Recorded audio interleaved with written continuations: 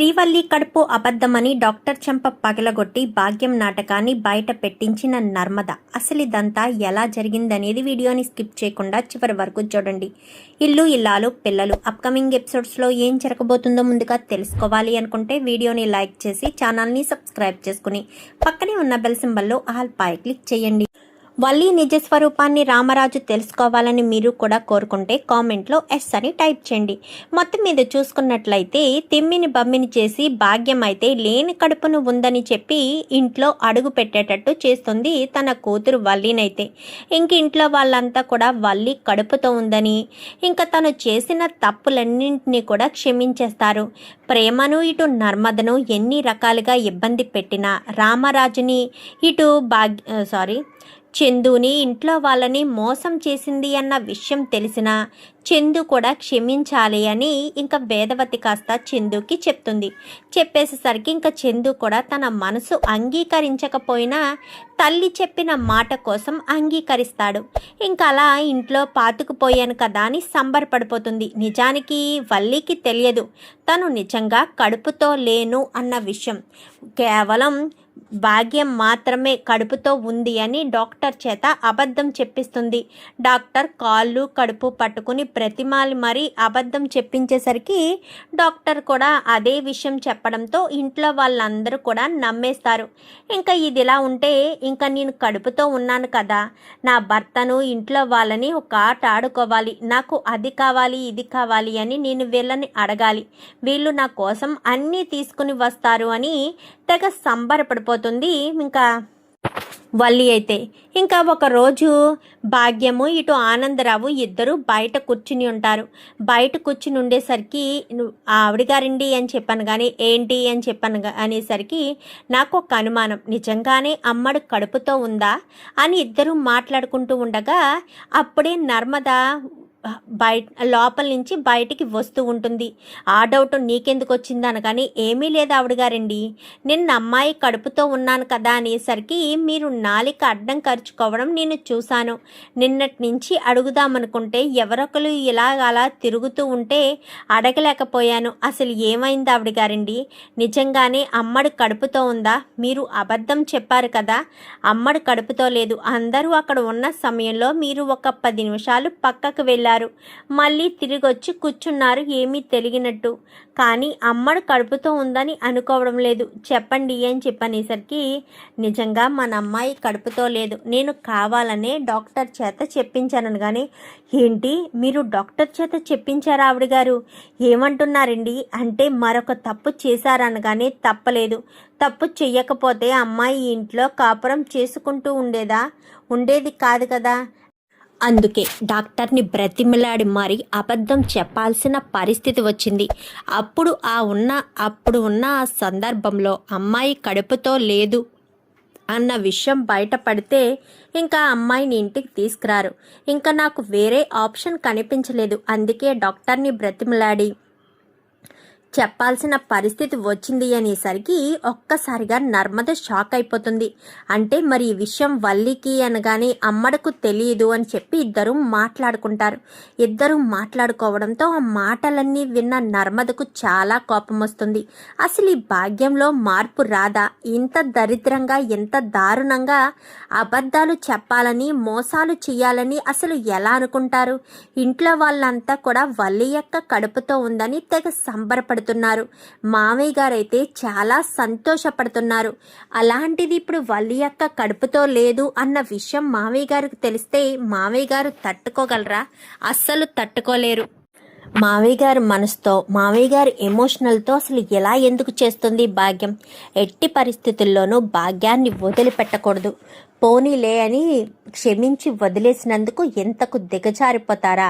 అబద్ధం చెప్తారా? ఇప్పుడు కడుపుతో ఉందని అబద్ధం చెప్పింది, కొన్ని రోజులు కాకపోతే కొన్ని రోజులకైనా నిజం బయటపడుతుంది కదా, అప్పుడు మావయ్య గారు బాధపడతారు కదా. ఈ విషయం అర్జెంటుగా అత్తయ్యకి చెప్పి దీని బండారాన్ని బయట పెట్టించాలి అని నర్మద గబగబా ఇంకా వేదవతి దగ్గరికి వెళ్తుంది. అత్తయ్య గారు అనేసరికి ఏంటి గవర్నమెంట్ కోడలా అని చెప్పాను కానీ నీతో ఒక విషయం మాట్లాడాలి, ఇలా రండి అని చెప్పి పక్కకు తీసుకెళ్తుంది. ఏంటి నర్మదా, దేని గురించి అనగానే, వల్లి యొక్క కడుపుతో ఉందని మీరు నమ్ముతున్నారా అనేసరికి, అదేంటి, నువ్వే కదా వల్లి కడుపుతో ఉంది అని చెప్పావు, అది అంతా అబద్ధమని నాకు ఇప్పుడే ఇంతకు ముందే తెలిసింది అత్తయ్య గారు అని చెప్పి నర్మద అంటుంది. ఏమంటున్నావు నర్మదా, వల్లి కడుపుతో ఉన్నది అబద్ధమా అనగానే, అవును, ఆ భాగ్యమే ఇదంతా ప్లాన్ చేసింది. భాగ్యం కావాలని వల్లిని మళ్ళీ ఇంట్లో అడుగు పెట్టించాలి అన్న ఉద్దేశంతో ఆ డాక్టర్ చేత కావాలని అబద్ధం చెప్పించింది అత్తయ్య గారు.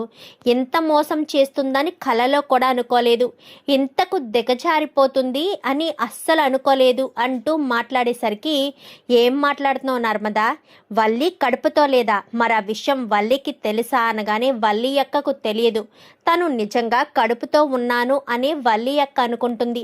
ఇదంతా భాగ్యం ప్లాన్. వల్లి అక్క స్పృహలో లేని సమయంలో, మేమంతా బయట ఉన్న సమయంలోనే లోపలికి వెళ్ళి డాక్టర్ కాళ్ళు చేతులు పట్టుకుని బ్రతిమలాడి తన కూతురు కడుపుతో ఉందని మా అందరి చేతితో చెప్పించింది.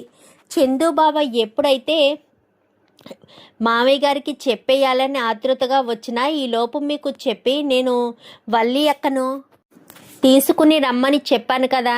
ఇంకా భాగ్యం రెచ్చిపోయింది. ఇంకా తన కూతురు ఇంట్లో అడుగు పెట్టేసింది. ఇంకా ఎలాంటి ఇబ్బంది లేదని, నా కూతుర్ని ఇంట్లోకి రానివ్వను అంటూ ఛాలెంజ్ చేసావు కదా, నువ్వు నన్ను ఏమీ చెయ్యలేవని నా ముందే ఛాలెంజ్ చేసి మాట్లాడింది అత్తయ్య గారు. ఇప్పుడు ఏం చేయాలో అర్థం కావట్లేదు. ఇన్ని కుట్రలు, ఇన్ని కుతంత్రాలు, అలాగే చందుబాబు మీద హత్యా ప్రయత్నం, ఇన్ని చేసిన వాళ్ళని క్షమించి వదిలేయడం అంత మంచి పద్ధతి కాదు అని నా ఒపీనియన్. ఎందుకంటే వీళ్ళు చేస్తున్న కుట్రలకి కుతంత్రాలకి ఇలా ఆగడానికి అదుపు ఆజ్ఞ లేకుండా పోతుంది. అందుకే వీళ్ళ విషయంలో ఎలాంటి నిర్ణయం తీసుకోవాలా అని ఆలోచిస్తున్నాను అనగానే, లేదు, నిన్ను ప్రేమను ఎంతగానో ఇబ్బంది పెట్టింది, ఏం నిర్ణయం తీసుకున్నా నువ్వే తీసుకో. ఎందుకంటే ఇలాంటిది మాత్రం జాగ్రత్తగా ఉండాలి. మారితే ఇప్పుడు ఉన్నట్టు ఉండాలి, లేదంటే ఒళ్ళు దగ్గర పెట్టుకుని జాగ్రత్తగా ఉండాలి, లేదంటే మాత్రం మామయ్య గారు చాలా బాధపడతారు. అందుకే నేను ఒక నిర్ణయం తీసుకున్నాను. వల్లి అక్క వాళ్ళమ్మ భాగ్యం, ఆనందరావు, వీళ్ళ ముగ్గురు మళ్ళీ తప్పు చెయ్యకుండా ఉండాలి అంటే ఖచ్చితంగా మనం ఏదో ఒకటి చెయ్యాలి. అందుకోసమని వెనక్కి వచ్చాను, మీ దగ్గరికి వచ్చాను అత్తయ్య. ఇప్పుడు ఏం చేద్దాం అనగానే, ముందు మన ఇద్దరం వెళ్ళి ఆ డాక్టర్తో మాట్లాడదాము. డాక్టర్తో మాట్లాడి డాక్టర్ని ఇంటికి పిలిపించి అప్పుడు వల్లి విషయం బయట పెట్టిద్దాము. పద నర్మదా అని ఇద్దరు కూడా బయలుదేరి డాక్టర్ దగ్గరికి వెళ్తారు. డాక్టర్ గారితో మాట్లాడాలి అనేసరికి డాక్టర్ గారు ఇప్పుడే ఇంటికి బయలుదేరడానికి సిద్ధమవుతున్నారు అనగానే, ఒక్క 2 నిమిషాలు మాట్లాడి వెళ్ళిపోతాము అని చెప్పనగానే, సరే అని చెప్పి ఇంకా అలాగే నిలబడిపోయేసరికి డాక్టర్ బయటకు వస్తారు. బయటికి రావడంతో డాక్టర్ అని చెప్పాను కానీ వాళ్ళని మాత్రమే పంపించనేసరికి వాళ్ళని మాత్రమే పంపిస్తారు. రమ్మనగానే లోపలికి వెళ్తారు. వెళ్ళేసరికి, నమస్కారం డాక్టర్ అనగానే, ఎవరు మీరు అనగానే, నిన్న మీరు ఒక పేషెంట్ని తీసుకొస్తే పేషెంట్కి చెక్ చేసి ప్రెగ్నెంటు అని చెప్పారు కదా, ఆ పేషెంట్ తాలూకు మనుషులం మేము. మరి నిజంగానే తను ప్రెగ్నెంట్గా ఉందా, లేక మీరు అబద్ధం చెప్పారా అని చెప్పనేసరికి, పేషెంటు ప్రెగ్నెంట్ అయితే ప్రెగ్నెంట్గానే ఉందని చెప్తాం కానీ అబద్ధం ఎందుకు చెప్తాము, అబద్ధం చెప్పవలసిన అవసరం ఏముంది అనేసరికి వేదవతి కాస్త చెంప చెల్లు మనిపిస్తుంది.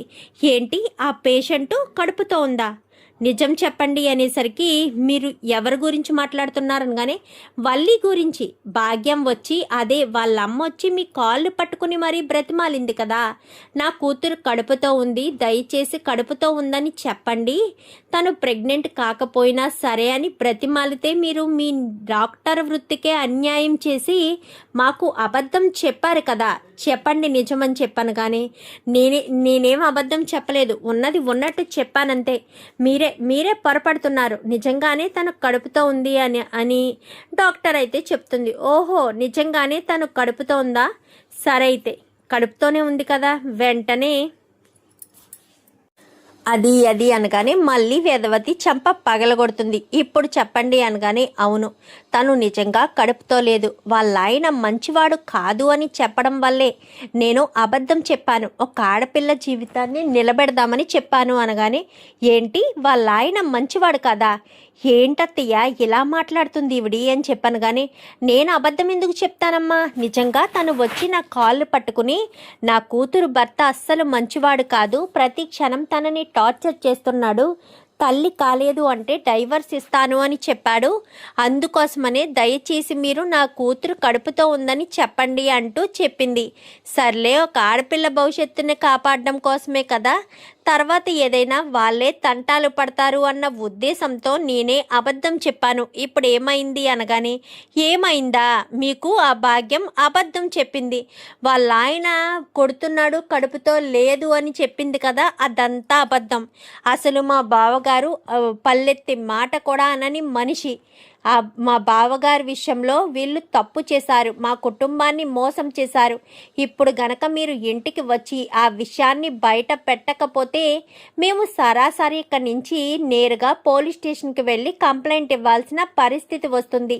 తర్వాత మీ ఇష్టం అని చెప్పాను. కానీ వద్దు, ఏం చెప్పాలి, ఎవరికి చెప్పాలి, ఎక్కడికి వచ్చి చెప్పాలి అనగానే, మా ఇంటికి వచ్చి మీరు నిన్న చెప్పిందంతా అబద్ధమని, అసలు వల్లి ఏ కడుపుతో లేదని, కడుపుతో ఉందని చెప్పమని, ఇంకా భాగ్యం కాళ్ళు పట్టుకుని మరీ బ్రతిమాలింది అన్న విషయం చెప్పండి అనేసరికి, ఏం మాట్లాడుతున్నారు చెప్పండి అనగానే, సరేనని ఇంకా డాక్టర్ చెప్పడానికి ఇంటికి వస్తారు.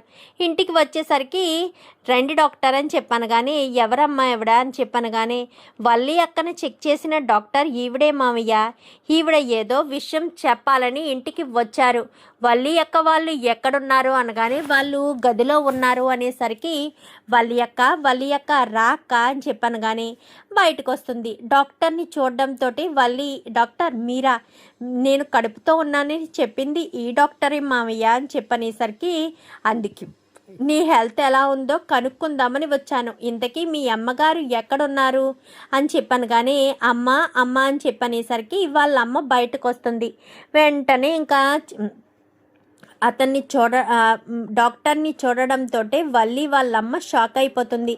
షాక్ అయిపోవడంతో ఇంకా అలా చూసుకుంటూ ఉండడంతో, ఏంటి పిన్ని కంగారు పడుతున్నావేంటి, డాక్టర్ని చూడడంతో వల్లి అక్క కడుపుతోందన్న శుభవార్తను చెప్పిన డాక్టర్ గారి రుణం తీర్చుకోవాలి కదా, వెళ్ళి పిన్ని టీ పెట్టి తీసుకురా అని చెప్పాను. కానీ ఎందుకు నర్మదా ఆవిడికి టీ పెట్టి తీసుకురమ్మని చెప్తున్నావు, వల్లి కడుపుతో ఉందని చెప్పించిన గొప్ప మనిషి, అలాంటి మనిషికి ఇలాంటి పనులు చెప్పకూడదు కదా నర్మదా అని చెప్పి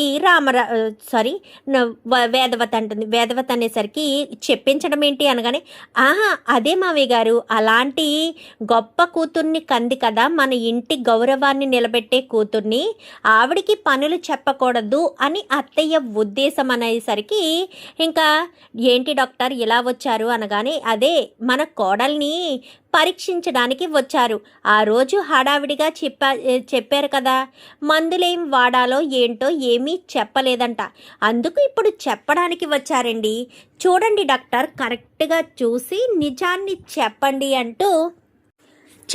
అనగానే, ఇంకా డాక్టర్ అయితే అది అంటూ మాట్లాడేసరికి, ఏంటి డాక్టర్ సైలెంట్గా ఊరుకుంటారు, హాస్పిటల్లోది ఇంకా మీకు గుర్తు రాలేదా అనగానే, క్షమించండి రామరాజు గారు అనగానే, ఎందుకు మీరు నాకు క్షమాపణ చెప్తున్నారేంటి అనేసరికి, మీ కోడలు నిజంగా కడుపుతో లేదు, నన్ను క్షమించండి, నేను అబద్ధం చెప్పాను, నేను కావాలని అబద్ధం చెప్పలేదు, నాతో ఇలా అబద్ధం చెప్పించింది ఎవరో కాదు, ఈ భాగ్యమే, తన అల్లుడు మంచివాడు కాదని, తన అల్లుడు రోజు తాగి వచ్చి తన కూతుర్ని చిత్రహింసలు పెడుతున్నాడని, కడుపుతో ఉంటే కొంచెం ప్రేమగైనా చూస్తాడని, ఒకవేళ తను కడుపుతో లేకపోతే విడాకులు ఇస్తాడు అని చెప్పి ఆవిడ నన్ను కాళ్ళు పట్టుకుని బ్రతిమలాడింది, అందుకోసమనే నేను అబద్ధం చెప్పాల్సిన పరిస్థితి వచ్చిందే తప్ప నాకు వేరే ఉద్దేశంతో అబద్ధం చెప్పలేదు.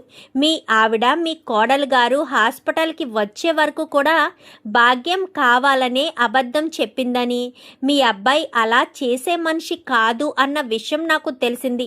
ఆ విషయం తెలియడంతోటే ఈ భాగ్యం బండారం ఈ విషయాలన్నీ బయట పెట్టాలి అన్న ఉద్దేశంతోనే నేను ఇక్కడికి వచ్చాను అనేసరికి, ఏంటి డాక్టర్ ఏమంటున్నారు అంటే, నేను కడుపుతో అని చెప్పాను కానీ నువ్వు కడుపుతో లేవమ్మా, మీ అమ్మ నువ్వు కడుపుతో ఉన్నావని చెప్పమంటేనే నేను చెప్పాను, అంతే తప్ప నా తప్పు లేదు, నన్ను క్షమించమ్మా, నన్ను క్షమించండి అని అందరికీ కూడా క్షమాపణ చెప్పి అక్కడి నుంచి వెళ్ళిపోతుంది. వెళ్ళిపోయేసరికి, ఏంటి భాగ్యం ఏంటిదంతా, అసలు నీ కూతురు కడుపుతో ఉంది అన్న విషయం చెప్పాల్సిన పరిస్థితి ఎందుకొచ్చింది, అబద్ధం చెప్పి మరి ఎందుకు మమ్మల్ని మోసం చేయాలనిపించింది అంటూ రామరాజు నిలదీసేసరికి, దానికి నేను సమాధానం చెప్తాను నాన్న అంటూ ఇంకా చందు ముందుకొస్తాడు. ఒరే పెద్దోడు అనగానే, ఇంకా నన్ను ఆపొద్దమ్మా, వీళ్ళు ఇప్పటికే నాన్నను నన్ను ఇంట్లో వాళ్ళని మోసం చేశారు, ఇంకా మోసపోదలుచుకోలేదు, అయినా నేను ఆల్రెడీ చెప్పాను నాన్నకు నిజం చెప్పే వాళ్ళని ఇంట్లోకి తీసుకొద్దామని, నా మాట ఎవరూ విన్నారు కాదు, నా మాట వినిపించుకోలేదు, ఇప్పుడు చూసావా ఈ వల్లి నిజ స్వరూపం ఎలా బయటపడిందో, బా నాకేం తెలియదు బా అని చెప్పాను కానీ ఈ కడుపు విషయంలో నీకేమీ తెలియకపోవచ్చు, కానీ ఇంతకు ముందు చేసినవన్నీ కూడా నీకు బాగా తెలుసు కదా, నీకు తెలియకుండా అయితే ఏమీ చేయలేదు కదా అంటూ ఇంకా చందు అనేసరికి, ఏంట్రా పెద్దోడా ఏం మాట్లాడుతున్నావు, ఇంతకు ముందు వల్లి ఏం చేసింది, ఏం తప్పు చేసింది అంటూ అడగడంతో, ఏం తప్పు చేసిందా, వల్లి ఒకటి కాదు రెండు కాదు చాలా తప్పులే చేసింది, తప్పు మీద తప్పులు చేస్తూనే ఉంది, మనల్ని మోసం చేస్తూనే ఉంది, మనం అవేమీ పట్టించుకోకుండా ఇంకా ఈ వల్లిని గుడ్డిగా నమ్మడం మనం మోసపోతాం నాన్న, అందుకే చెప్తున్నాను వల్లి విషయంలో మనం చాలా జాగ్రత్తగా ఉండాలి, ఇక మీదట ఉండేదేముందిలే, వల్లికి విడాకులు ఇద్దామని నిర్ణయం కూడా తీసుకున్నాను అని చెప్పనేసరికి, ఏం మాట్లాడుతున్నావు పెద్దోడా, విడాకులు ఇవ్వడం ఏంటి అనగానే, అవును నాన్న, వీళ్ళ చేసిన మోసాలు తెలిస్తే నువ్వే వీళ్లకు విడాకులు ఇవ్వమని చెప్తావు, అసలు వల్లి ఏం తప్పు చేసిందనరా విడాకులు అని పెద్ద పెద్ద మాటలు మాట్లాడుతున్నావు, నువ్వు సొంత నిర్ణయాలు తీసుకోవడం కూడా మొదలు పెట్టావా అనగాని, ఇలాంటి దాన్ని భారీగా పొందినందుకు సొంత నిర్ణయాలే తీసుకోవాల్సిన పరిస్థితి వస్తుంది నాన్న, ఎందుకంటే ఇది అన్ని తప్పులు చేస్తుంది కాబట్టి, ఇది మనకి ఆస్తి అంతస్తు ఉంది అని చెప్పిందంతా కూడా అబద్ధమే, పైగా ఎంఏ ఇంగ్లీష్ చదవకుండానే చదివాను అంటూ దొంగ సర్టిఫికెట్లు తీసుకొచ్చి మనల్ని మోసం చేసింది, ఇది చదివింది 9వ తరగతి వరకు అయితే ఎంఏ ఇంగ్లీష్ చేశానని అబద్ధం చెప్పింది, చివరకు అమూల్య జీవితాన్ని కూడా నాశనం చేసింది, అమూల్య తనకు కూతురు లాంటిదే కదా, తన తోడబుట్టిన చెల్లెలు అని అనుకోవచ్చు కదా, తోడబుట్టిన చెల్లెలి జీవితాన్నైతే ఇలాగే మోసం చేస్తారా, ఇలాగే నాశనం చేస్తారా, అది కూడా అర్థం చేసుకోకుండా ఈ రకంగా వల్లి చేసుకొస్తుందని కలలో కూడా అనుకోలేదు, వల్లి మోసం చేసింది నాన్న, మనల్ని ప్రతి క్షణం మోసం చేస్తూనే ఉంది, అమూల్య జీవితాన్ని నాశనం చేసింది వల్లి, విశ్వకు అమూల్యకు మధ్య ప్రేమాయణం నడిపించింది వల్లి, విశ్వ అమూల్యకు తెల్లవారితే పెళ్ళి అనిపించుకుని విశ్వ దగ్గరికి తీసుకువెళ్ళి అమూల్యను అప్పగించింది కూడా వల్లియే, అంతేకాదు మామయ్య గారండి అంటూ నర్మద చెప్తుంది, చందుబాబుకు యాక్సిడెంట్ జరిగిందని మీరంతా అనుకుంటున్నారు, నిజానికి చందుబాబుకు జరగాల్సిన యాక్సిడెంట్ వల్లి ప్రేమకు జరిగింది, అసలు అదంతా ప్లాన్ చేసింది ఎవరో తెలుసా, ఈ భాగ్యమే, ఇవన్నీ విషయాలు తెలిసిన బావగారు వల్లి అక్కని తీసుకెళ్ళి పుట్టింట్లో వదిలేసేసరికి, బావగారుకు యాక్సిడెంట్ చేసైనా సరే వల్లిని మళ్ళీ ఇంట్లోకి పంపిద్దాము అన్న ఉద్దేశంతో బావగారికి యాక్సిడెంట్ ప్లాన్ చేసింది, సరైన సమయానికి అక్కడ ప్రేమ ఉండి బావగారికి దెబ్బలేమీ తగలకుండా ప్రేమకు చిన్న చిన్న గాయాలతో బయటపడింది, లేదంటే అక్కడ ప్రాణాలు పోయే పరిస్థితి కూడా రావచ్చు, చివరాఖరికి ఇప్పుడు కడుపుతో లేకపోయినా కడుపుతో ఉన్నది అని తన కూతురు కడుపుతో ఉందని అందరికీ చెప్పి మోసం చేసింది, ఇన్ని మోసాలు ఇన్ని కుట్రలు చేసింది వల్లీనే అని చెప్పనేసరికి ఆ మాటలన్నీ విన్న రామరాజు ఒక్కసారిగా షాక్ అయిపోతాడు. ఏంటిదంతా నమ్మలేకపోతున్నాను అనగానే, నమ్మలేకపోతున్నారు నాన్న, ఇదంతా నిజం, ఇదంతా వల్లి చేసిన కుట్ర. వల్లి చేతిలో మనమంతా మోసపోయాము. మనం ఎంతలా మోసపోతామని కలలో కూడా అనుకోలేదు నాన్న. ఈ వల్లి, భాగ్యం వీళ్ళంతా కలిసి మన కుటుంబాన్నంతటినీ కూడా మోసం చేశారు. వీళ్ళ మోసాలు, వీళ్ళ కుట్రలు చూసి నాకు అసలు వీళ్ళ మీదే అసహ్యం కలుగుతుంది అని చెప్పి ఇంకా చందు అనేసరికి, ఏంటమ్మా వల్లి, ఇదంతా చేసింది నువ్వేనా? నువ్వు ఇన్ని కుట్రలు చేసావా? మా కుటుంబాన్ని ఇంత మోసం చేసావా? నేను కలలో కూడా అనుకోలేదు. అసలు నువ్వు ఇలా చేస్తావని అస్సలు అనుకోలేదమ్మా. నా కుటుంబాన్ని నువ్వు చాలా జాగ్రత్తగా, చాలా ప్రేమగా చూసుకుంటావని నమ్మాను. నాకు తగ్గ కోడలివి నువ్వేనని నేను నమ్మాను.